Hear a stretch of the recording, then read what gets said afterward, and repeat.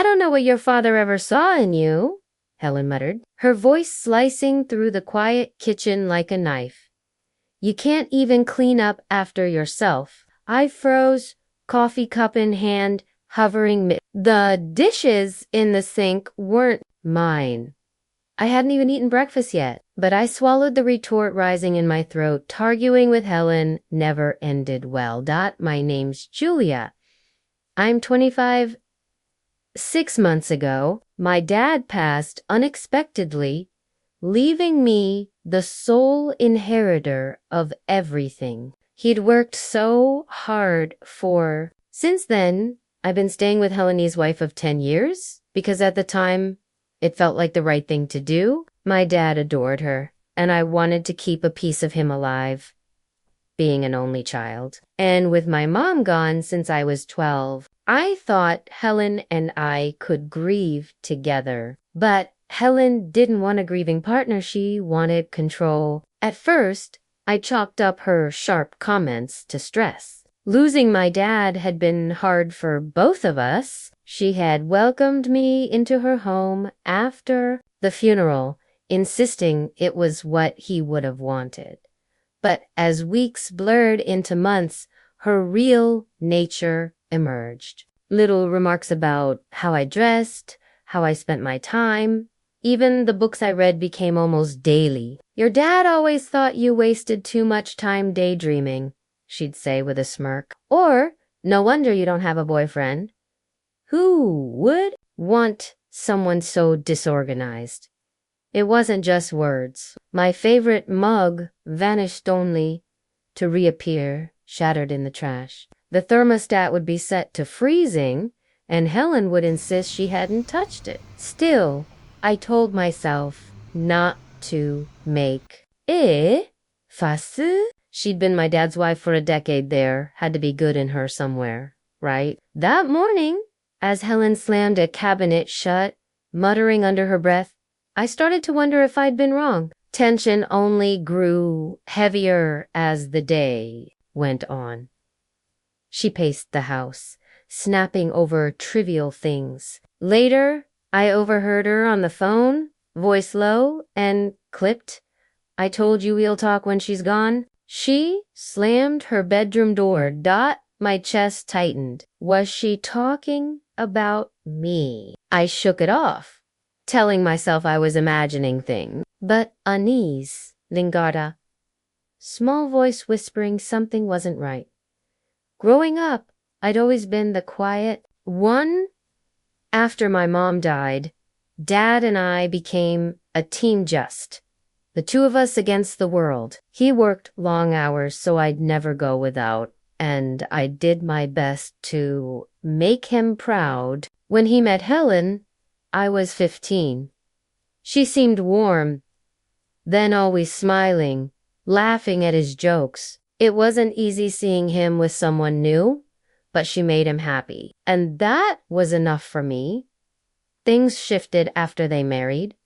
She moved into our home, and the subtle jabs began, wrapped in sweetness. Julia, you're so smart, but maybe try harder to make friends. Or your dad says you're independent, but everyone needs a little polish. I brushed them off. Now, sitting in what should have been my refuge, her words cut deeper. Dad had left me everything, his house, investments, his business, not because he didn't care for Helen, but to give me security. He trusted her to be fair, to treat me like her own.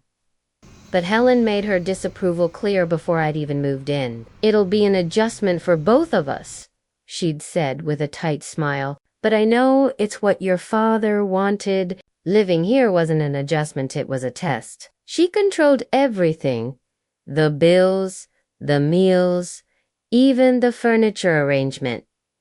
If I offered to help, my suggestions were dismissed. You wouldn't understand the responsibilities of running a household, she'd say, condescension dripping from every word.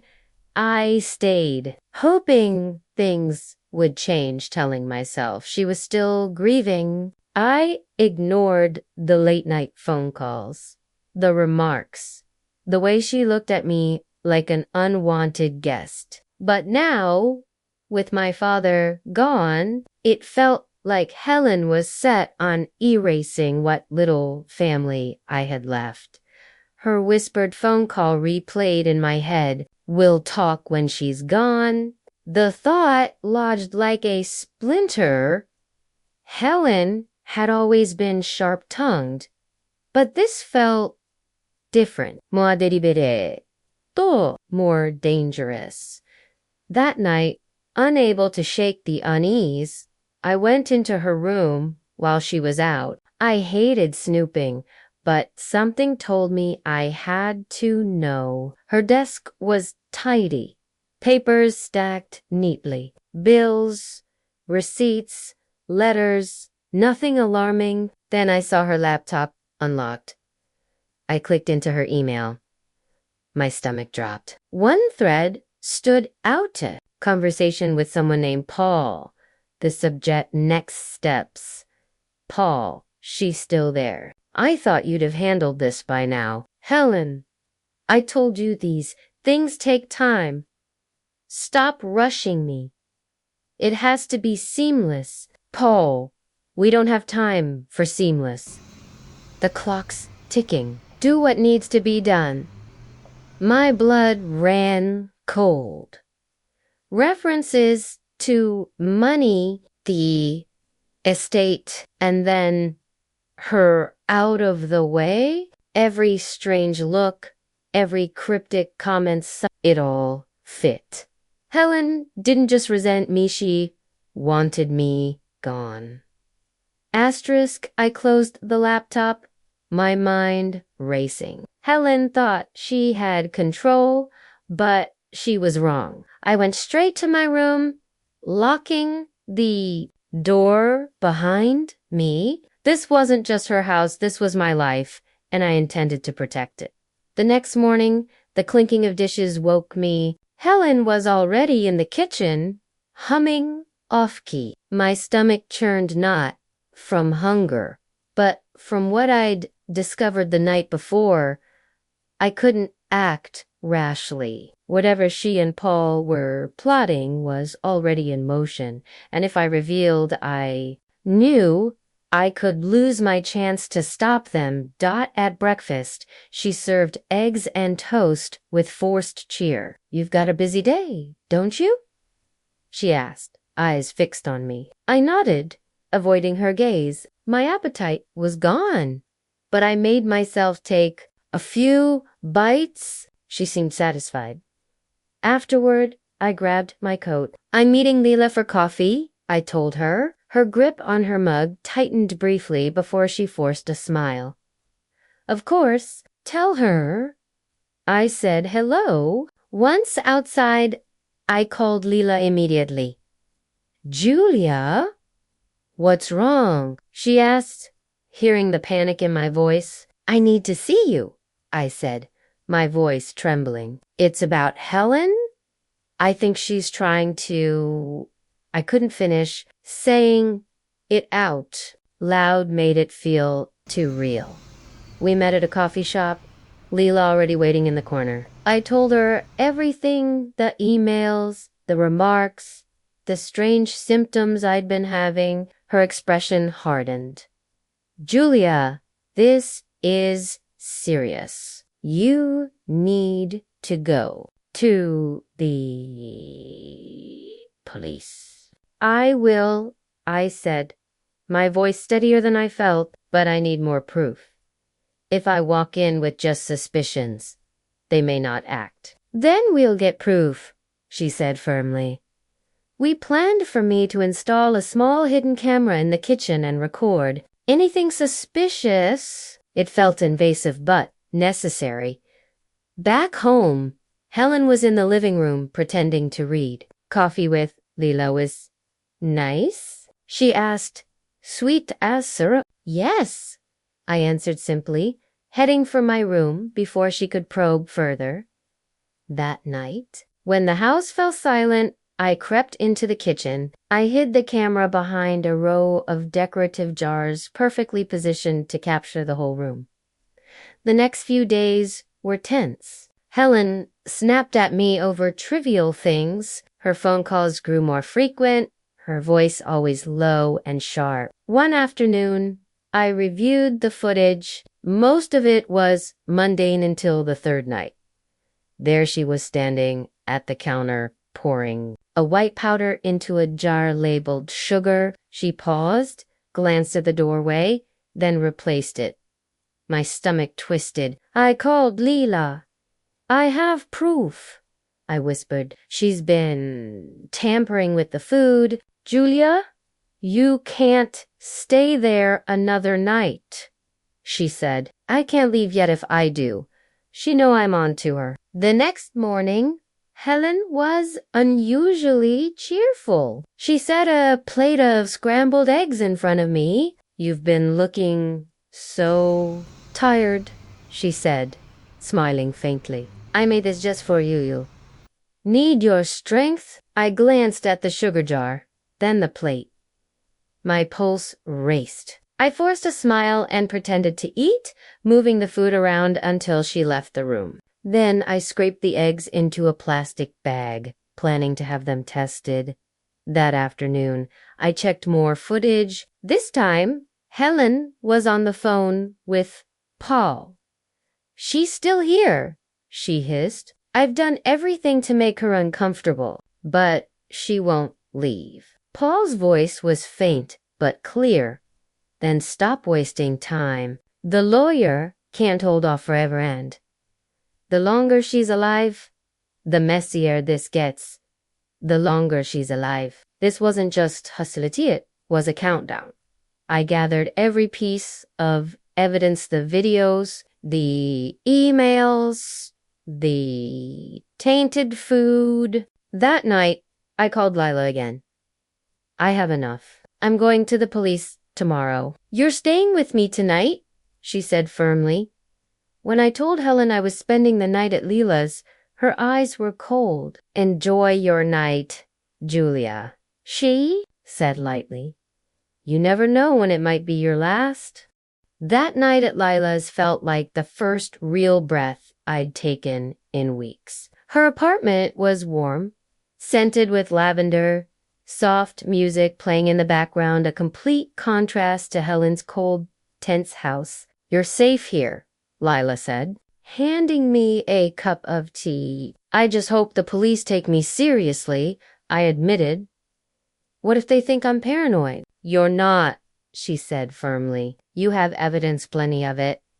The next morning, we went to the police station. My heart pounded as I handed over everything, the emails, the video footage, the bag of scrambled eggs, sealed in a container. I explained Helen's behavior, my symptoms, and the poison plot I'd uncovered.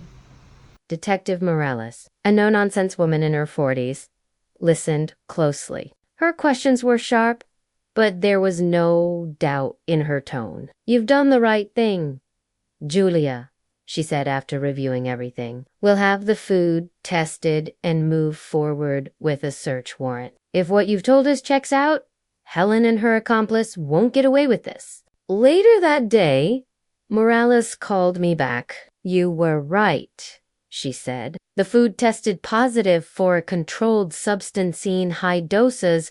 It could have been fatal.